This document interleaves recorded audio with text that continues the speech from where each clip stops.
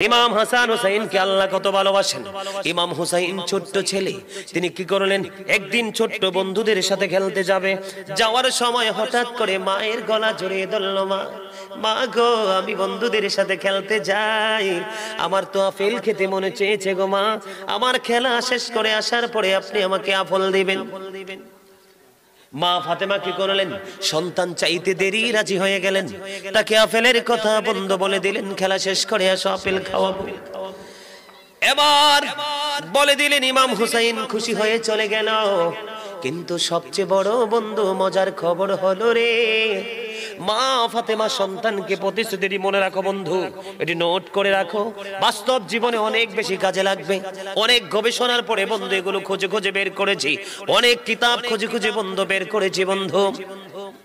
মা ফাতেমা সন্তানকে কিন্তু প্রতিশ্রুতি দিয়ে দিয়েছে দিবে, কিন্তু ইমাম হুসাইন চলে যাওয়ার পরে হঠাৎ করে তার মাথার মধ্যে চলে আসলো, হায়রে আমি কি করলাম, এখন তো মদিনার কোথাও তো আপেল পাওয়া যাবে না, কারণ আপেলের তো এখন কোনো সৃজন না। আল্লাহু আকবার বলেন না। মা খাতুনে জান্নাত চিন্তা করতে করতে এবার কি করলেন, এবার তিনি কোনো উপায় খুঁজে না পেয়ে প্রাণের নবীর কাছে চলে গেলেন হুজরায়।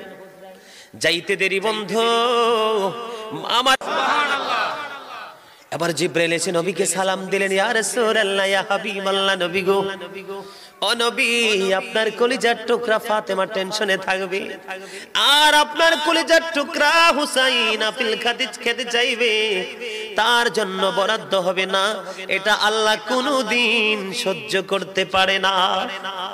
এই বন্ধু কিতাব প্রমাণ করেছে, আপেলটা দুনিয়ার আপেলের মতো, রং দেখতে সবকিছু গোটাটাও আপেল দুনিয়ার আপেলের মতো। এবার জিবরাইল বললেন, নবী গো, আপনি আমার জন্য দুইটা বাটির ব্যবস্থা করতে হবে, একটা চাকু।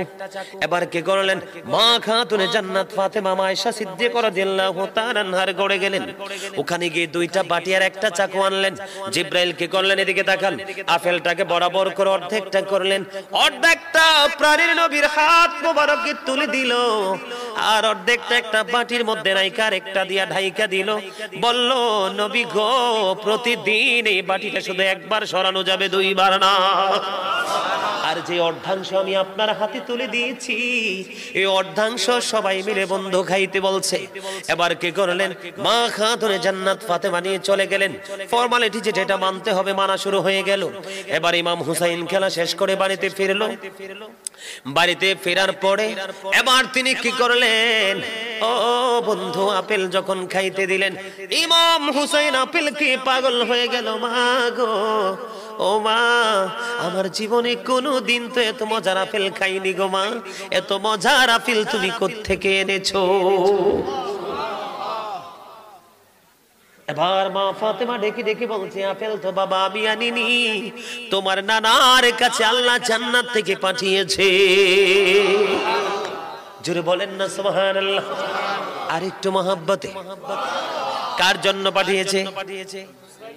হুসাইনের জন্য পাঠিয়েছে। বন্ধু বলে, হুজুর এই ওয়াজটা করে লাভটা কি? এই ওয়াজটা করে লাভটা কি? বুঝবে সেই লাভের খবর শুধু ইমানদার, কখনো আল্লাহ নবীর প্রেমিক আহলে বাইতের দুশমনেরা কোনোদিন বুঝবে না। এবার তো আপেল খেলেন, খাওয়ার পরে সোজা দৌড় দিলেন নবীর কাছে, নানা গো, আমাকে কথা দাও, প্রতিদিন আমার জন্য আপেলের ব্যবস্থা করতে হবে।